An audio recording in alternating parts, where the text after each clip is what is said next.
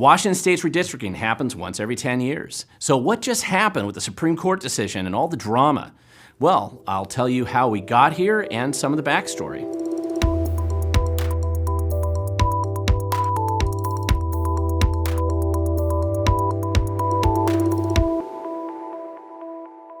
Thank you for watching. My name is Glenn Morgan, and this is We the Govern.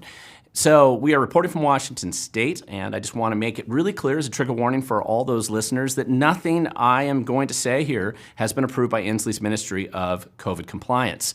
I do plan on talking about the disease of the government staph infection, but nothing about COVID in this particular presentation.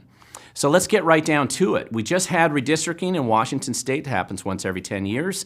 And Washington State is known for around the country for having this non-partisan, it's a partisan, but it's a commission structure for creating the redistricting. Most states, whichever party's in control of the legislature gets to control redistricting, which is why you have drama about gerrymandering and lawsuits and federal lawsuits that are going on all the time. So in theory, Washington State over the last 40 years has had a little bit less drama, and because of that, it usually is pointed to as the way states should actually do their redistricting.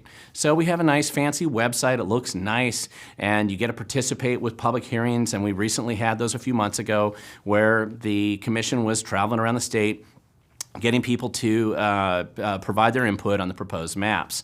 And there were a variety of proposed maps made. I mean, the most important thing usually from a national level is how are those congressional districts going to be laid out in the state? And also, when you look at the state representation, is how the state legislators and senators are going to have their districts structured. So these maps are proposed by this commission, and ultimately they vote on it. And so this time, unlike the last couple cycles, we actually had the Supreme Court get involved. And so this was creating a lot of controversy, made the news, a lot of drama, a lot of partisan bickering over why the heck do we have to go to the Supreme Court. The whole point in creating this redistricting commission was to avoid the court fights and a court fight like this. So to understand how we got here, it requires us to look at a little bit of Washington State history. And this is, I find, very interesting. I love Washington State history. And you have to go back to kind of the 30s and 40s era, which is when the redistricting question and processes really started coming to a forefront. This is an image from downtown Seattle, a little Hooverville there, where they have shanty towns. Today they have homeless camps. And it's in the South Park area of Seattle looking north. And at that time, one of the arguments that had come up was that every 10 years they do this redistricting process, and it's supposed to be based on census data. The federal Constitution is pretty clear about it. However, in 1889, when Washington State was first created, and they created the legislative districts, the state Constitution just basically said it was based on population, and they left it up to the legislature to make these decisions. But by the 1930s, 1940s, there were some real obvious population discrepancies here. And basically, in 1950, they were demonstrating, they being local activists in Washington State, were showing, listen, we got District 10 over here in eastern Washington with the Soton, Garfield, and Columbia counties, with a population of 18,900 people. And then at the same time, we had this District 31 in downtown Seattle with a population of 151,000 people, and they essentially have the same amount of representation in Olympia. That's not fair. That's not honest. Most people would probably agree. And in fact, at that time, they clearly did, because if you see what happened, you had this disproportionate sort of representation. It really led to the classic thing that happens in Washington State, which is to run an initiative. So Initiative 199, 1956, was passed by the voters of Washington State with over 52% of the vote. They said, listen, we want to get these districts sorted by population rather than the geography of the historic districts that we've had here. So adjust them so the population is proportionate for each of the districts. However, the Democratic legislature, which was in charge, they immediately amended that initiative to restore the quote-unquote safe districts that they were already elected in. No surprise. After all, these politicians had benefited from the existing system, and so why would the Democratic Party change what had allowed them to get into power in the first place? So there was a lot of drama around that at the time. But this led to, of course, going to court. Another classic Washington State history is the Attorney General back then, who happened to be a Democrat as well, actually sued the Secretary of State and was challenging the fact that the legislature amended that initiative and they wouldn't deal with this issue that clearly was popular with the public. But the Supreme Court upheld the legislative decision to amend that initiative. This sounds like echoes of the past, leading to recent times today. And so the Supreme Court upheld the decision that the legislature made, despite the fact that it was very popular with the public. They clearly wanted to address it. And so that drama in the late 50s kind of led to the next series of problems, which, of course, was the fact in the early 60s at a federal level, there was widespread recognition that this was a problem, that these gerrymandered kind of districts were not representing people correctly. And so many lawsuits were going on in the federal court all around the country, but there was one in particular that had an impact on Washington State. And it was Thigpen versus Myers. It was a 1962 federal court decision, so not state. It was a federal court decision. And they, one of the famous quotes from that decision was that it said that the Democratic Party plan was invidiously discriminatory and hence unconstitutional. And the federal court threw out the Democratic plan that kept these old safe districts that were very disproportionate to each other. And so that kind of led to much more drama. In 1962, World's Fair was in Seattle. They just built the Seattle Space Needle. My mom was a kid, and she was going up there. My dad did too. I have all these stories from that era when they were talking to me about that. So meanwhile, in the 1960s, they're dealing with, there was an effort that the citizens felt they could run one more initiative. So they decided to do Initiative 211, 1962. But unlike the one in the previous decade, this one failed, and it only got 47.3% of the vote. So despite the fact that it is obviously popular generally, this particular initiative failed. And so we were right back into 1970s. Here we see the, you can see the downtown Pike Place Market at that era. I think that was like the last couple years of my family were actually selling flowers there at their own flower stall in Seattle. And this is the time when the great drama started coming again, once again, because in 1972, once again, the redistricting effort was a political fiasco. The courts had to intervene, threatening the legislature that they would come in if the legislature kept ignoring them to 1972, which ultimately led to some interesting foundational changes that led to the system that we have today. Most significantly was the Attorney General opinion written by recently elected Republican Slade Gorton. He'd been elected in 1968. He wrote this opinion, which became kind of the legal framework for the courts on redistricting in the future. And this kind of led, there was a Republican resurgence going on in Washington State at the time. Slade Gorton, Dan Evans, other well-known Republicans now from that time in history were starting to get involved and engaged. And this was one of the issues and the subjects that they were dealing with, which bounces us up into the 1980s. Here's a picture of Seattle, what the old skyline used to look like about the time I was in middle school around that time. And at that time, they had another drama. Again, they failed to do redistricting, same old political drama. 1981, it was a disaster. And the legislature, just out of sheer exhaustion, decided that they would appoint a temporary five-member bipartisan commission. And unlike all the previous times going back for many decades, this commission successfully completed a map and a redistricted sort of state structure for the state legislature and the congressional seats in 1982, and they did it in 90 days. So it was very popular. So the sense at the time was that it was a success, a rare success in government history in Washington State. And they thought, well, if this works so well, let's just make this part of the law. So in 1983, the legislature did just that. People approved it. And that became the foundation now for the redistricting commission structure that we have today. So 1990, 2000, 2010, and 2020. And because these things happen in 10-year increments, people usually forget what happened in the last 10 years. And so sometimes we have to go back and repeat some of the drama. But the general consensus was that over the last 3 times that they've done this, it's been a lot less drama than they used to have when they were always being late for years and having to go to court and all kinds of problems like that. So this is what brings us to where we are today and exactly what happened. Well, each party gets to appoint, each caucus is what they'll call it. One, the Democrat Party in the state and the Senate gets to appoint their representatives. And in this case, it was April Sims, who's a Tacoma native, public sector union background, was appointed. And then the other appointee was Brady Walkinshaw, who is a Seattle resident, originally grew up in Whatcom County. He was a legislator from the 43rd Legislature, which is downtown Seattle. And he also is a Princeton grad, which is usually concerning to me. Anytime you get an Ivy League graduate making decisions about government, that's usually a warning sign for anybody involved in the process. A sure sign that government staff infection is close behind anything that they decide. Then also, the other thing interesting is that he runs a corporate kind of nonprofit. It's a group that's called GRIST, or sometimes we've nicknamed it grift. It's a project that supposedly pushes environmental agenda issues, and he's got close ties to several billionaires in the Seattle scene. And so this was the appointee. These are the two appointments. Now, the reason why, and then it's worth looking at the Republicans, of course, too. We have Senator Joe Fain, former Senator Joe Fain from the 47th Legislature, which is in the Kent area, and Paul Graves, former legislator from the 5th Legislative District, which is in the Issaquah area. And so they aren't in the legislature today, but they were appointed to this commission because they had recently been in the legislature and would be familiar, presumably, with some of the issues you'd be dealing with in a redistricting commission effort.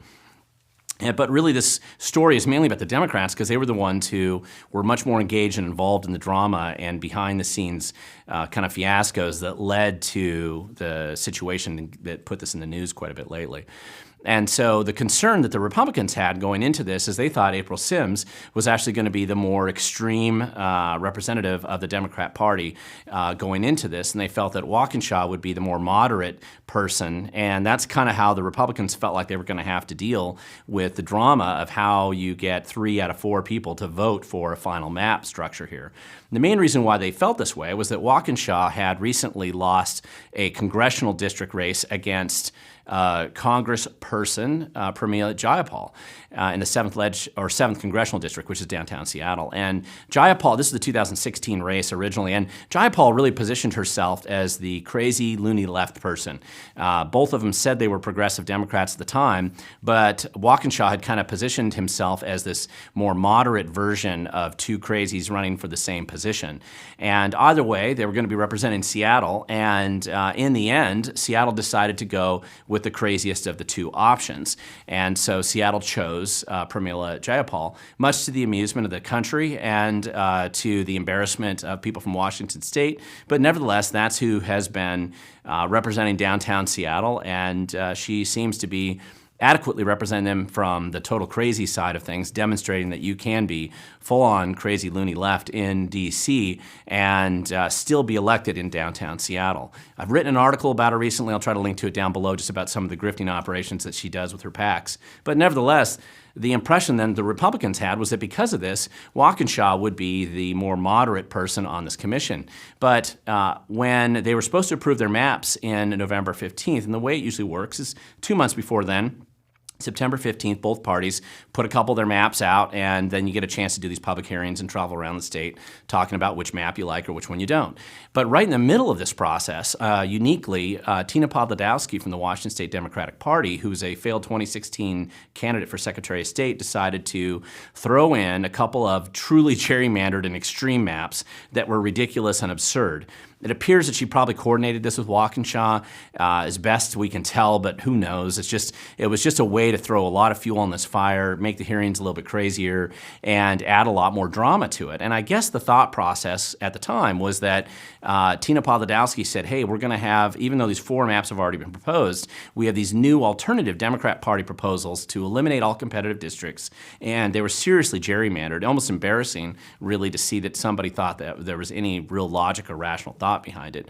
When pointed out that they were eliminating all the competitive districts in the state, Podlodowski claimed that there's no requirement to make these districts competitive, which happened to be completely false because the law explicitly says, and this was pointed out to her by Commission Member Graves, that the law explicitly says that you do have to keep these as competitive as you can, considering the geographical constraints that these districts represent, which immediately led to Podladowski going back and trying to delete all of her social media accounts and any of the claims that she had made that clearly showed she was incredibly ignorant about the law and didn't know what she was doing.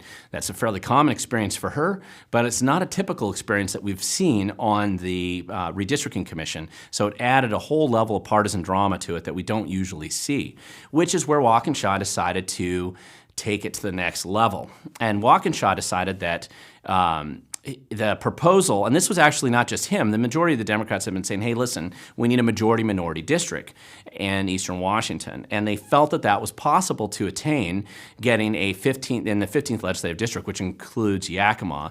And it was very specifically mapped this time, carefully mapped, and they really had to work it hard to get it to the point where it was a majority-minority district, which usually means that it had a majority of Hispanics in it based on the census data that had been there. However, the big drama and the problem for the Democrats was that it still trended Republican. And according to insiders, now the Democrats never formally came out and said this, but they said this repeatedly behind closed doors, that, hey, there's no way that a district that is majority-minority can be majority-minority if it trends Republican. There's no way that minorities can possibly, people who are ethnically minorities, in this case is mostly Hispanics, how do they vote for Donald Trump? And the demographic data showed that that's how they voted. And so the Democrats were actually really upset with this majority-minority district because it turns out it's Republican. And because the Democrats see everything through a racial lens, and they have a very racist idea about how people see the world, not as individuals, but as groups, they couldn't accept the fact that this majority-minority district was a Republican district. And so that led Walkinshaw using that excuse to decide, listen, I'm going to sabotage the district or the commission here, and we're just not going to approve it in time.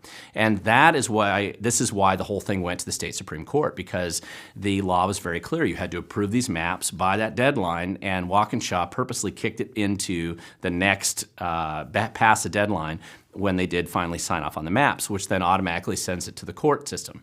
And this was probably a fairly reasonable gamble on his part, because the idea that the Supreme Court, which has mostly been appointed by Inslee and certainly other Democrats, this court is very partisanly biased in the majority of the time. They almost always make decisions in favor of the established political elite, which is always a Democrat. So this is a pretty safe bet. If you were in Walkinshaw's shoes or Podladowski's shoes, you'd probably feel, in Inslee, you'd probably feel pretty comfortable. It's going to go to your friends, and they're going to decide what you want them to decide.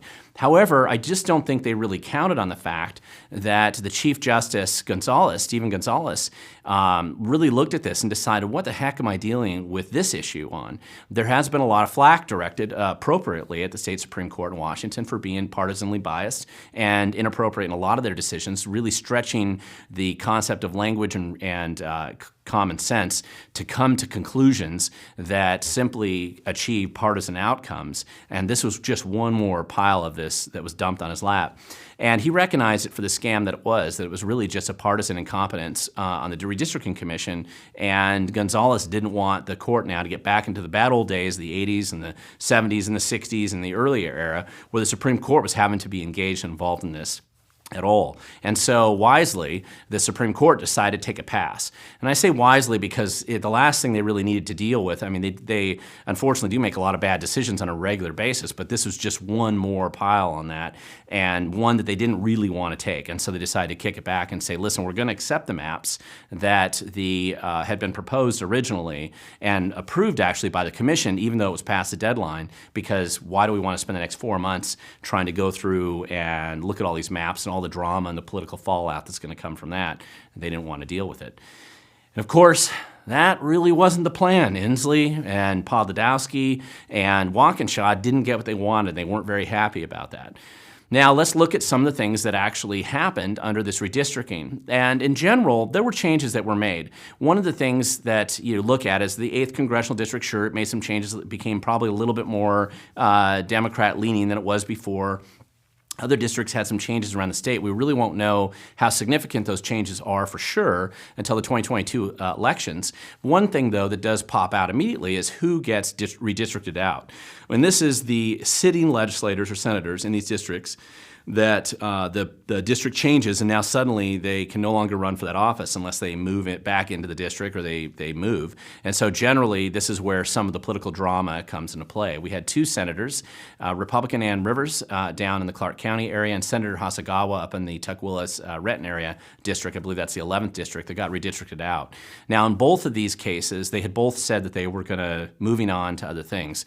Hasagawa had dealt with a pretty aggressive attack from the left, and even though he's a left-leaning Democrat himself, he wasn't crazy or left enough for that district, apparently.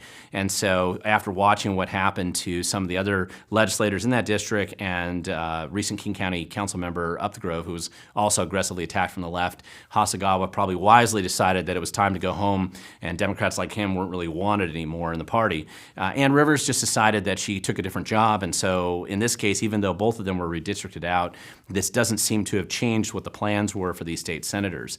More significantly, however, there were some legislators that were redistricted out.